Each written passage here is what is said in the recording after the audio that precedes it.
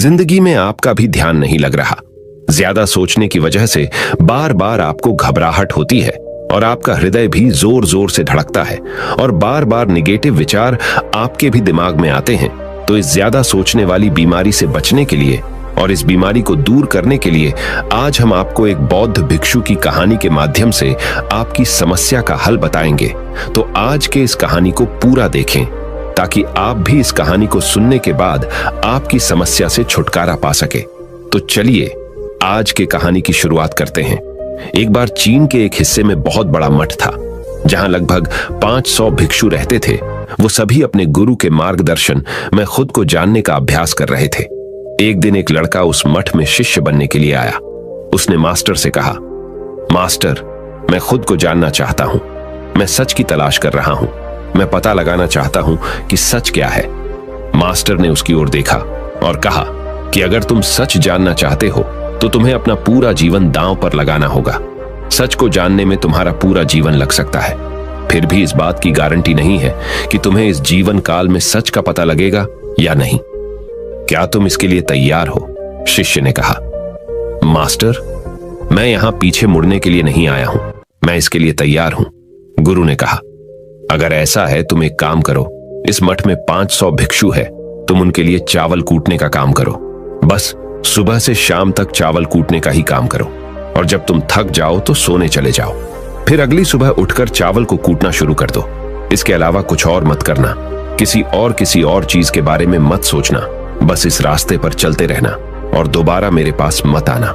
जरूरत पड़ने पर मैं खुद तुम्हारे पास आऊंगा। उस लड़के ने गुरु के आदेश का पालन करते हुए चावल कूटना शुरू कर दिया। उस मठ में 500 शिष्य थे। उन सभी को समय समय पर भोजन की आवश्यकता पड़ती थी, इसीलिए वह बहुत जल्दी उठ जाता था और रात को देर तक चावल कूटता रहता था।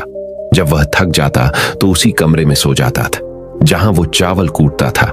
वो किसी से बात नहीं करता था और ना ही कोई उससे बात करने के लिए उसके पास आता था। कुछ महीनों तक चावल कूटते हुए उसके मन में पुराने विचार आते रहे, लेकिन उन विचारों को कोई नया विषय नहीं मिला तो वह अपने आप ही मिट गए। धीरे धीरे उसके मन में विचार कम होने लगे। कुछ सालों के बाद तो वो अपना नाम तक ही भूल गया। वह हमेशा चुप रहता और विचारहीन अवस्था में बस चावल कूटता रहता। उसने ना तो कभी ध्यान किया था और ना कभी शास्त्र पढ़ा था। मठ के बाकी शिष्य उसे मूर्ख समझते थे। ऐसा करते हुए 12 साल बीत गए। 12 साल बाद एक दिन मास्टर ने घोषणा की, अब मेरा आखिरी समय आ रहा है और मुझे अपना उत्तराधिकारी चुनना है जो मेरे बाद मठ का मुखिया होगा। इसीलिए मेरा कोई भी शिष्य है जिससे लगता है कि उसे आत्म साक्षात्कार हो गया है और उससे खुद को जान लिया है, तो रात को मेरे दरवाजे के पास आकर इस दीवार पर कुछ पंक्तियां लिखें जिसमें उसकी जिंदगी का सारा अनुभव समाया हो। कई शिष्यों ने ऐसा करने के बारे में सोचा, पर मठ के प्रमुख शिष्यों में से एक ने वहां जाकर कुछ पंक्तियां लिखी। उसे बौद्ध धर्म ग्रंथों का बहुत ज्ञान था। सभी शिष्यों को लगता था कि वो इस मठ का उत्तराधिकारी बन सकता है। उसने लिखा था कि मन एक दर्पण की तरह है जिस पर विचारों और इच्छाओं की धूल जमा हो जाती है। इस धूल को हटाने के लिए ही ध्यान है। जिसकी धूल हट जाती है और मन का दर्पण साफ हो जाता है, वो मोक्ष को प्राप्त कर लेता है। अगली सुबह जब मास्टर उठे और उन्होंने इन पंक्तियों को देखा और उन्होंने कहा कि किस बेवकूफ ने यह सब कचरा मेरी दीवार पर लिखा है। वो शिष्य जिसने यह लिखा था वो चुप रहा। हालांकि उसने जो पंक्तियां लिखी थीं वो ज्ञान से भरी थीं, लेकिन यह सब किताबी ज्ञान था। वो शिष्य बहुत चालाक था। उसने पंक्तियां लिखी पर उसने नीचे अपने हस्ताक्षर नहीं किए, क्योंकि वो स्वयं इसके बारे में निश्चित नहीं था कि ये सही है या नहीं, क्योंकि उसे आत्म साक्षात्कार नहीं हुआ था। गुरु ने पंक्तियों को पूरी तरह से खारिज कर दिया। ये देखकर सभी हैरान रह गए। ये घटना पूरे मठ में चर्चा का विषय बन गई। इस विषय पर बात करते हुए 2 शिष्य उस शिष्य के पास से गुजरे जो 12 साल पहले यहां आया था और दिन रात चावल कूटता रहता था। दोनों की चर्चा सुनकर वह धीरे से हंस पड़ा। दोनों शिष्य ने उसे पूछा कि तुम क्यों हंस रहे हो? दोनों शिष्य की नजर में यह चावल कूटने वाला तुच्छ ही भिक्षु था। किसी ने उसे ना तो कभी ध्यान करते हुए देखा था, ना ही कभी शास्त्र पढ़ते हुए। हर कोई उसे मूर्ख समझता था जो बस चावल को ही जानता था। उस मठ में बहुत बड़े बड़े विद्वान थे, लेकिन उस चावल कूटने वाले को किसी से कोई मतलब नहीं था। इसीलिए वह दोनों शिष्य उसे मुस्कुराता हुआ देखकर चकित रह गए। उन्होंने फिर उससे पूछा कि तुम क्यों हंस रहे हो। उसने जवाब दिया, मैं इसीलिए हंसा कि मास्टर सही बोल रहे हैं, यह सब पंक्तियां कचरा है, इन पंक्तियों का कोई मूल्य नहीं है। वो दोनों शिष्य चौंक गए। उन्होंने उसे पूछा कि क्या तुम ऐसी पंक्तियां लिख सकते हो जो इससे भी बेहतर हो। चावल पीसने वाले ने जवाब दिया, नहीं, क्योंकि मैं अनपढ़ हूं, लेकिन हां, मैं कुछ पंक्तियां कह सकता हूं। अगर तुमने उन पंक्तियों को तुम लिख सकते हो तो मैं तुम्हारे साथ जाने के लिए तैयार हूं। उन दोनों शिष्यों ने कहा, ठीक है। वे मास्टर के कमरे के पास गए और चावल कूटने वाले ने कुछ पंक्तियां बोली और दूसरे शिष्य ने उस दीवार पर लिख दिया और उन पंक्तियों के नीचे लिख दिया कि चावल कूटने वाला। उन्हें लगा कि मास्टर इस पर भी गुस्सा करेंगे। जो पंक्तियों उसने लिखने के लिए कहा था बहुत अद्भुत थी और वो पंक्तियां थी, मन तो बस एक का भ्रम है ना, तो मन है, ना ही मन का कोई दर्पण है, और जब मन ही नहीं है तो धूल कहां ठहरेगी। जो ये जानता है वो सच को जान गया। जब गुरु ने ये पंक्तियां देखी तो वे आधी रात को उठे और चावल कूटने वाले के पास गए। वह सो रहा था। मास्टर ने उसे जगाया और कहा कि ये लो, मेरी छड़ी और मेरे वस्त्र ले लो। आज से तुम मेरे उत्तराधिकारी हो, लेकिन इस मठ को छोड़कर कहीं दूर चले जाओ, क्योंकि इस मठ में बहुत सारे विद्वान हैं जो खुद को तुमसे ज्यादा श्रेष्ठ मानते हैं और वो तुम्हें मार देंगे। वो इस बात को बर्दाश्त नहीं कर सकते कि एक साधारण सा चावल कूटने वाला उनसे ज्यादा विद्वान निकला। तुम्हें वह सारा ज्ञान हो गया है जो मुझे है। तुम्हें यह सारा ज्ञान चावल कूटते कूटते हुआ है, और मुझे पता है कि तुम जहां भी जाओगे लोग तुम्हारे पास आने लगेंगे, क्योंकि जब कोई फूल खिलता है तो उसकी महक हर तरफ फैलने लगती है। उसने अपने गुरु के पैर छुए और रात को ही वहां से चला गया। अगर हम अपनी जिंदगी में देखें तो पाएंगे बहुत से लोग सोचते हैं कि ध्यान केवल एक ही जगह बैठकर आंखें बंद कर कर ही किया जा सकता है, लेकिन हकीकत में ऐसा नहीं है। ध्यान तो चलते चलते भी किया जा सकता है, अपना कुछ काम करते हुए भी ध्यान किया जा सकता है।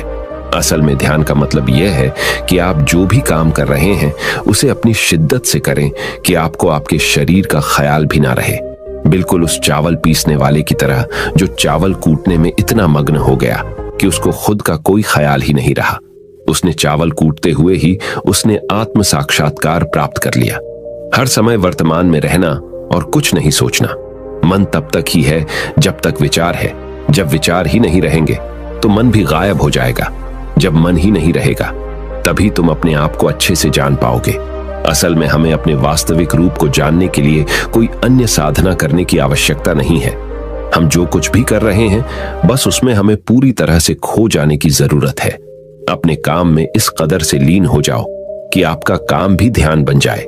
ज्यादा सोचने वाले लोगों के लिए दूसरी रहस्यमयी कहानी अब हम आपको बताएंगे, तो चलिए कहानी की शुरुआत करते हैं।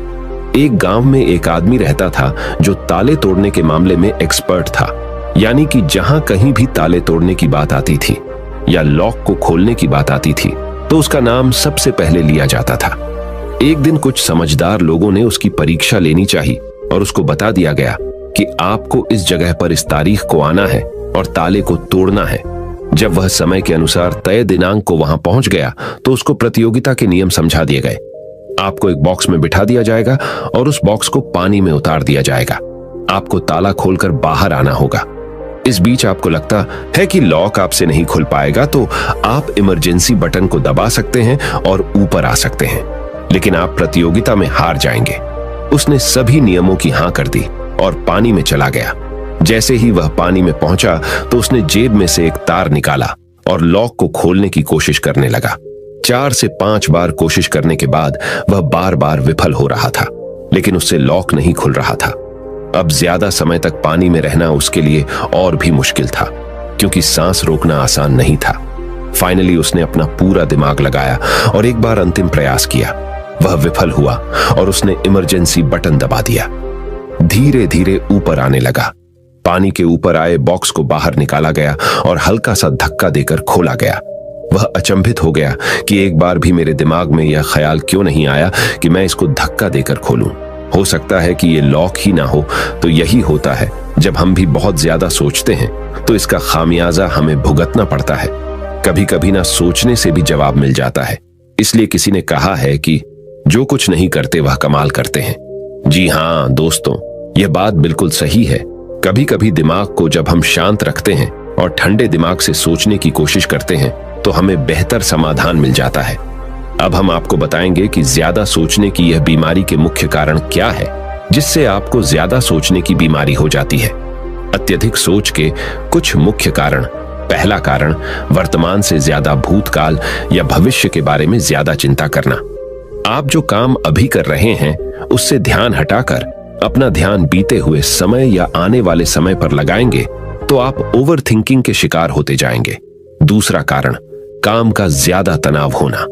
जब वर्कलोड ज्यादा होता है तो दिमाग भी तेजी से चलने लगता और यह तनाव का रूप ले लेता है और दिमाग में वो विचार भी आने लगते हैं तो काम से संबंधी नहीं है और लोग ओवर थिंकिंग के शिकार हो जाते हैं।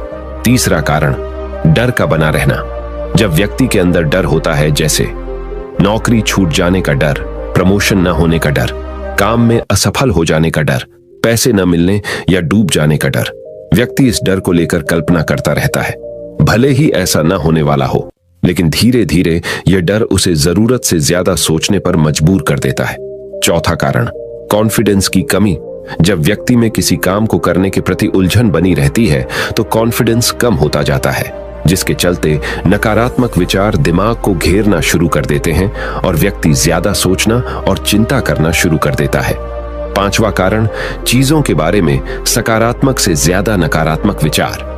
जब व्यक्ति छोटी छोटी बातों के नकारात्मक पहलू के बारे में ज्यादा सोचना शुरू कर देता है तो धीरे धीरे व्यक्ति ओवर थिंकिंग का शिकार होता जाता है। क्या ओवर थिंकिंग यानी अत्यधिक सोच से छुटकारा पाया जा सकता है? तो इसका जवाब है जी बिल्कुल। ओवर थिंकिंग यानी अत्यधिक सोच से छुटकारा पाया जा सकता है, हालांकि थोड़ा समय लग सकता है, लेकिन यदि आप नीचे दिए स्टेप्स को फॉलो करते हैं तो आप ओवर थिंकिंग की प्रॉब्लम से यकीनन छुटकारा पा सकते हैं। तो आइए जानते हैं कि ओवर थिंकिंग की समस्या से छुटकारा कैसे पाएं। ओवर थिंकिंग यानी अत्यधिक सोच से छुटकारा पाने के उपाय। ये सब जानते हैं कि पहले विचार दिमाग में आता है, फिर वो क्रिया का रूप लेता है।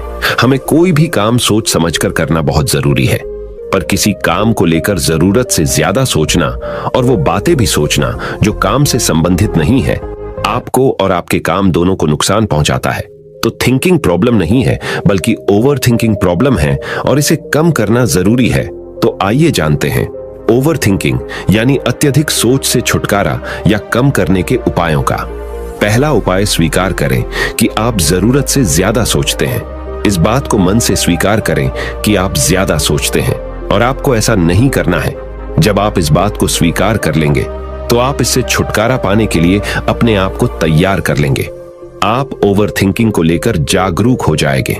जब भी आपको लगे कि दिमाग में फालतू विचार चल रहे हैं, तुरंत उसे वहीं रोक दो और ये सोचना शुरू करो कि आपने सोचना कहां से शुरू किया था। तब आपको मालूम होता जाएगा कि आप कितनी फालतू की बातें सोचकर अपना समय और शक्ति बर्बाद कर रहे हैं। दूसरा उपाय, हमेशा सकारात्मक सोचने की कोशिश करें। क्या गलत हो सकता है कि जगह क्या अच्छा हो सकता है। सोचें।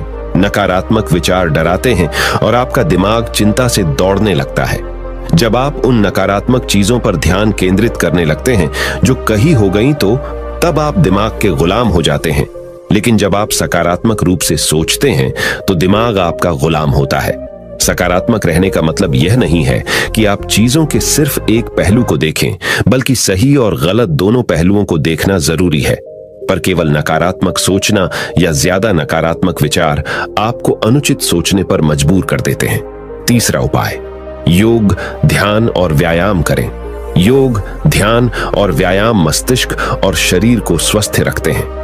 ध्यान काफी लाभदायक है, इसे अपने जीवन का हिस्सा बनाएं। चौथा उपाय, वर्तमान क्षण में जीने की कोशिश करो। कभी कभी लोग बीती हुई बातों या घटना के बारे में ही सोचते रहते हैं और तनाव में आ जाते हैं। इसी प्रकार जो समय आने वाला है उसे लेकर भी इतनी चिंता करते हैं कि तनाव में रहते हैं। तनाव में दिमाग हावी हो जाता है और फालतू बातें सोचने लगता है। जो समय बीत गया है उससे सीख लो, जो आने वाला है उसकी तैयारी करो। लेकिन यह आप तभी कर सकते हैं जब आप वर्तमान में रहें। इसलिए आप जो अभी कर रहे हैं तो पूरा ध्यान उसी पर लगाओ। पांचवा उपाय, जो बात आपको परेशान कर रही है उसे लिख लें। आपके सोचने के तरीके और आपके महसूस करने के तरीके के बीच एक मजबूत संबंध है। आपके सोचने का तरीका आपकी भावनात्मक स्थिति को प्रभावित करता है और आपकी भावनात्मक स्थिति आपके सोचने के तरीके को प्रभावित करती है। तो जो बात आपको परेशान कर रही है उसे लिख लें। अब उस बात के बारे में यह लिखें कि यह आपको क्यों परेशान कर रही है। अब अपने आप से प्रश्न करें कि क्या इस समस्या का हल परेशान रहना है।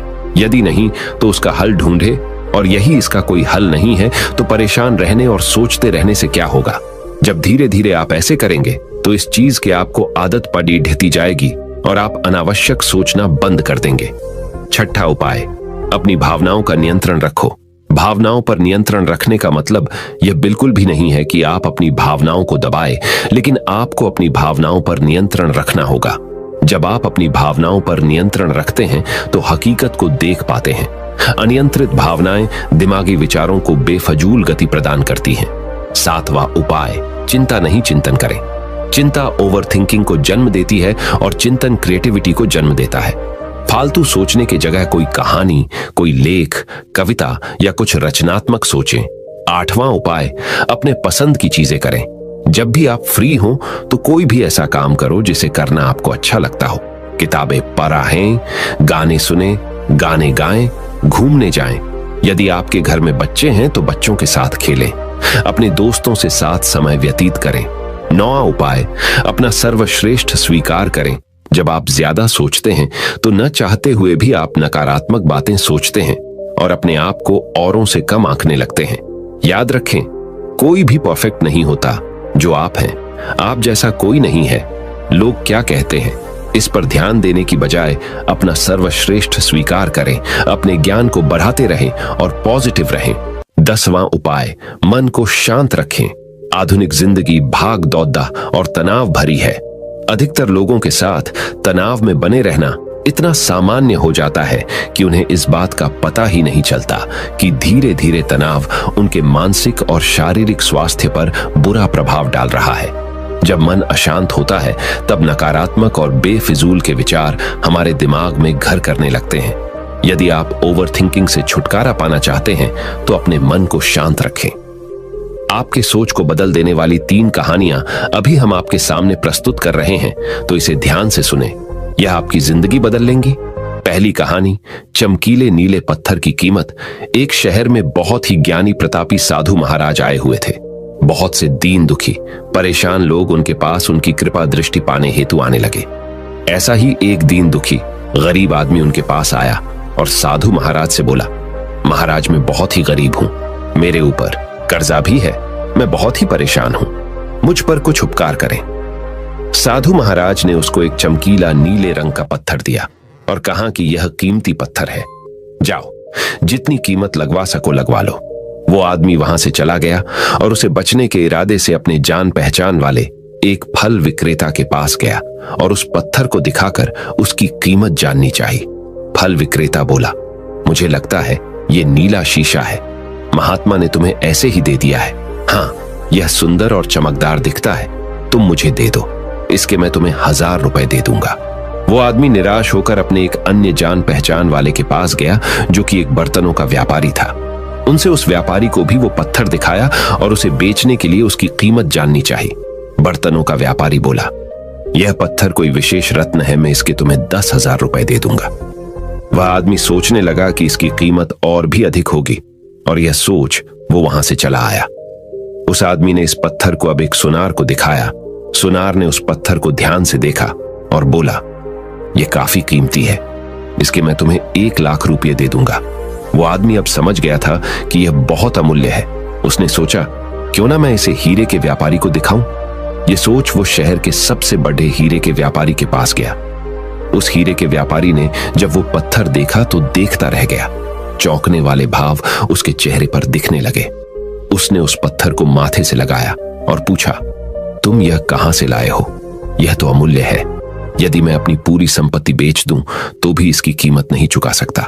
तो इस कहानी से हमें यह सीख मिलती है, हम अपने आप को कैसे आंकते हैं। क्या हम वो हैं जो राय दूसरे हमारे बारे में बनाते हैं?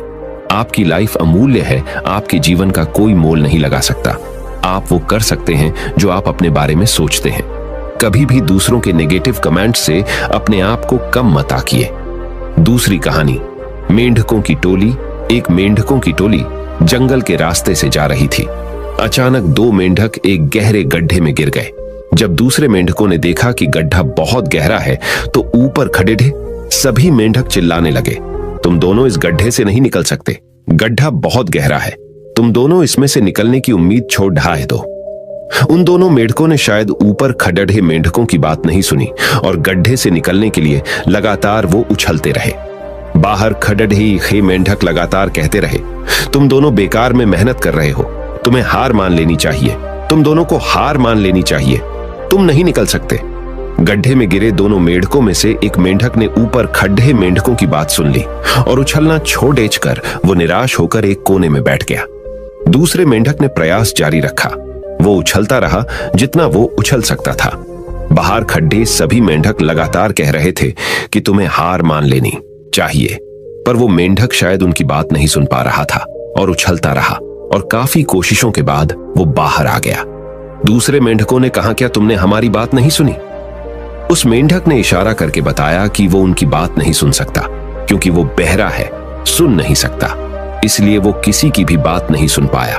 वो तो यह सोच रहा था कि सभी उसका उत्साह बढ़ा रहे हैं। इस कहानी से हमें यह सीख मिलती है कि 1. जब भी हम बोलते हैं उनका प्रभाव लोगों पर पेड़िहाता है, इसलिए हमेशा सकारात्मक बोलें। 2. लोग चाहें जो भी कहें, आप अपने आप पर पूरा विश्वास रखें और सकारात्मक सोचें। 3. कार्य ही मेहनत, अपने ऊपर विश्वास और सकारात्मक सोच से ही हमें सफलता मिलती है। तीसरी कहानी, चील और मुर्गी। एक जंगल में बरगद का पेड़ था। उस पेड़ के ऊपर एक चील घोंसला बनाकर रहती थी जहां उसने अंडे दे रखे थे। उसी पेड़ के नीचे एक जंगली मुर्गी ने भी अंडे दे रखे थे। एक दिन उस चील के अंडों में से एक अंडा नीचे गिरा और मुर्गी के अंडों में जाकर मिल गया। समय बीता, अंडा फूटा और चील का बच्चा उस अंडे से निकला और वह यह सोचते बड़ा हुआ कि वो एक मुर्गी है। वो मुर्गी के बाकी बच्चों के साथ बढ़ा हुआ। वह उन्हीं कामों को करता जिन्हें एक मुर्गी करती है।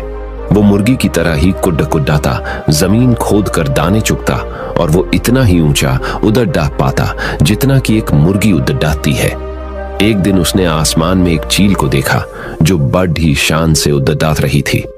उसने अपनी मुर्गी मां से पूछा कि उस चिड़िया का क्या नाम है जो इतना ऊंचा बड़ी शान से उड़ डाह रही है। मुर्गी ने जवाब दिया, वह एक चील है। फिर चील के बच्चे ने पूछा, मां, मैं इतना ऊंचा क्यों नहीं उड़ पाता? मुर्गी बोली, तुम इतना ऊंचा नहीं उड़ सकते क्योंकि तुम एक मुर्गे हो। उसने मुर्गी की बात मान ली और मुर्गे की जिंदगी जीता हुआ एक दिन मर गया। इस कहानी से हमें यह सीख मिलती है कि जो भी हम सोचते हैं या कुछ नया करने की कोशिश करते हैं तो दूसरे हमें यह कहकर रोकते हैं कि तुम ऐसा नहीं कर सकते, ऐसा नहीं हो सकता, और हम अपना इरादा यह सोचकर बदल लेते हैं कि वाकई मैं यह नहीं कर सकता और हार मान लेते हैं। इसका मुख्य कारण है अपने ऊपर भरोसा न होना, अपनी शक्तियों पर भरोसा न होना, अपने काम पर भरोसा न होना। दोस्तों, जो लोग कहते हैं कहने दीजिए, लोगों का काम है कहना। अपने आप पर भरोसा रखें, अपने आप को पहचानें। दोस्तों, अगर जीत निश्चित हो तो कायर भी LDDH जाते हैं। बहादुर वो कहलाते हैं जो हार निश्चित हो फिर भी मैदान नहीं छोड़ डाहते। मित्रों, उम्मीद करता हूं कि आपको इन 3 कहानियों से अपनी सोच को बदल लेने में मदद मिली होगी और आपको अपने ज्यादा सोचने वाली समस्या से छुटकारा पाने के उपाय भी इस वीडियो के माध्यम से आपको मिले होंगे। इस वीडियो से आपको कुछ सीखने को मिला हो तो इस वीडियो को अपने दोस्तों के साथ जितना हो सके उतना शेयर कीजिए और इस वीडियो के एक लाइक कीजिए और हमारे चैनल को सब्सक्राइब कीजिए। इस वीडियो को देखने के लिए आपका बहुत बहुत धन्यवाद। नमो बुद्धाय।